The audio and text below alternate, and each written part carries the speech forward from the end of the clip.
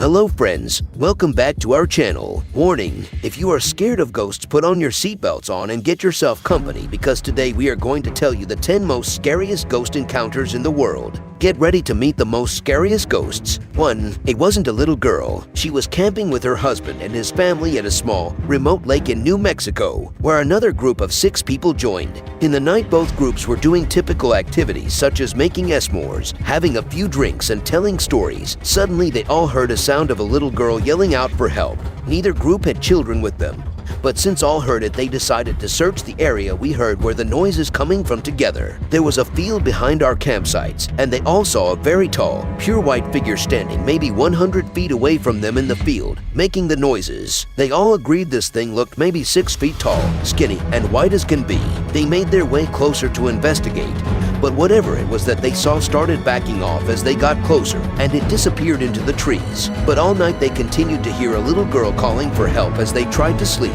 2. The unrest stopped. One late night I was driving across country with my mom and sister when I was 16 and my sister was 20, but we were well rested still and alert. We were driving along an interstate and needed gas and a bathroom break, so we stopped at the only rest stop in 200 miles. There was a van full of teenagers on a road trip at the gas station and a small gray car parked at the pump in front of us with 2 young men standing still outside of it. When we got there, we felt something was wrong.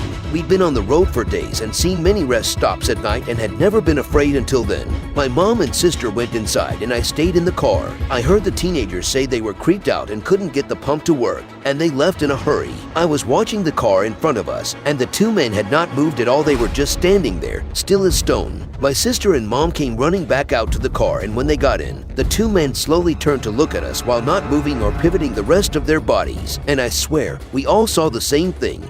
They had eyes dark as pitch and empty, not reflecting any light at all, just a void. We sped out of there and didn't stop until we were in the next city. The worst thing about the entire experience was we couldn't find the place on any map. We knew exactly which spot on the interstate to look, and we couldn't find it on Google Maps or any paper map we had. We even asked locals about the creepy gas station out on that stretch of road and got only confused looks. We've traveled on that interstate since, and there is no rest stop. 3. The jovial ghost. In 2010, we investigated a 120-year-old home that now houses a museum. The original owner of the home died in the 1930s, who was well known in the community and famous for his jovial and boisterous laughter. During an EVP session, someone asked if he liked to laugh. On the recording, we picked up a loud belly laugh from a man. Surprisingly, I was the only male present in the house at the time. 4. Hell hath no fury like a woman scorned.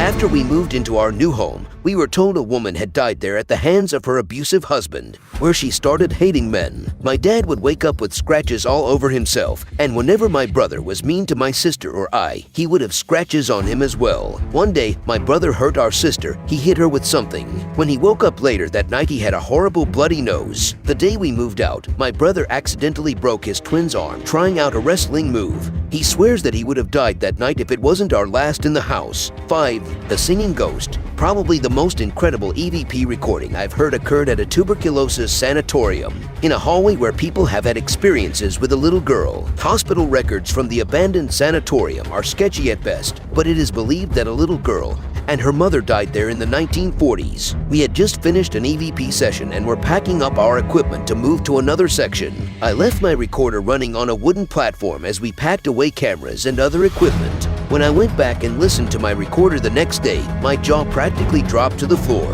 As we were quietly talking amongst ourselves about the equipment, a little girl can clearly be heard singing, the volume going up and down as if she were moving around. Finally, just a few seconds before I shut down my recorder to move on, she can be heard a short distance down the hall in a sing-song voice saying, "I'm down in this room." 6. My mother attracted evil. After my parents divorced when I was a teenager, I lived with my mother. Several times when I was reading in my bed, the room would start to feel really icy. Next, it would feel as if something or somebody that hated me was staring at me. When I got that feeling, I would leave the room and come back an hour later. Sometimes during the day, I would see a shadow figure sneaking along my bedroom walls. Something in the flat was pretending to be my dog. I went into my room and heard a deep growl from under the bed. My dog wasn't capable of making a noise that deep. It sounded like either a really big dog or a man doing his best dog impersonation. Other times, my dog would whimper and pace in the room next to mine but wouldn't come when called, as if he was afraid of something in the hallway. It all stopped when I moved in with my father. 7. Evicted by a ghost. Shortly after college, I got married. We immediately moved into a basement apartment because that's all that was available within our budget. This place had a poltergeist, and my wife was terrified. Whatever resided there with us made it clear it wanted to live alone. Dishes, glasses, and other items would fly off the shelf. My wife was hit several times. At night when we walked through the apartment in the dark, there would be insanely bright flashes of light that would illuminate the entire room. One night while we were going to bed, as soon as my wife and I walked into the bedroom, we heard a voice from nowhere say, calling my name and asking to move. My wife looked at me, I looked at her. I said loudly, "You've got it," but we moved out 2 days later and stayed with family. The old lady who owned the place died a few months later, and the house was torn down. It is still an empty lot to this day, nothing but grass and a tree. 8. The Death March. My dad was a corrections officer at a rural prison. He drove the perimeter of the property for his entire shift, where he would check empty buildings for runaway inmates. One night, my dad was parked on a hill reading a magazine when he started to feel a thumping in his body. He described it as the feeling you get when speakers are playing a song with really heavy bass. He put the magazine down and checked his rearview mirror where he saw someone outside the truck. He grabbed his pistol and jumped out of the truck with his weapon drawn. Outside the truck, he realized it was a procession of Native Americans walking through the truck only to disappear at the exact spot he was sitting.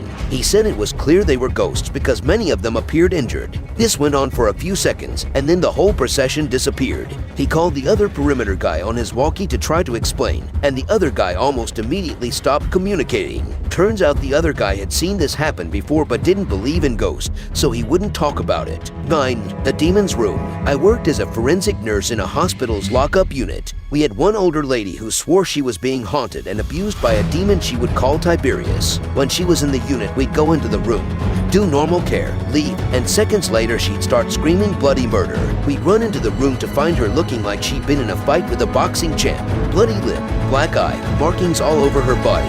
No one ever saw her doing this stuff to herself. Things would get moved around the room by themselves. At one point, she was in protective restraints because the doctor thought she was hurting herself. There was no way she could have moved or done anything to herself while in these restraints, but new marks would always appear or her tray would be across the room. The room was secure, so there was no way someone else was doing this. When we asked her questions, she'd just say it was Tiberius. After she was discharged, we always had trouble with that room. 10. Go away. There have been times when people actually had to halt investigations for safety reasons. I kid you not, I was at an investigation in October of 2009 at an old bed and breakfast in Hot Springs, and one of the women in our group suddenly got unexplained scratch marks on her back. 5 perfect lines appeared like they had been cut from 5 sharp fingernails on an invisible hand. We helped her dress the wound and then immediately left. Hope we didn't scare you. Until we meet you with another unique video, subscribe our channel and stay tuned. Till then, beware of ghosts.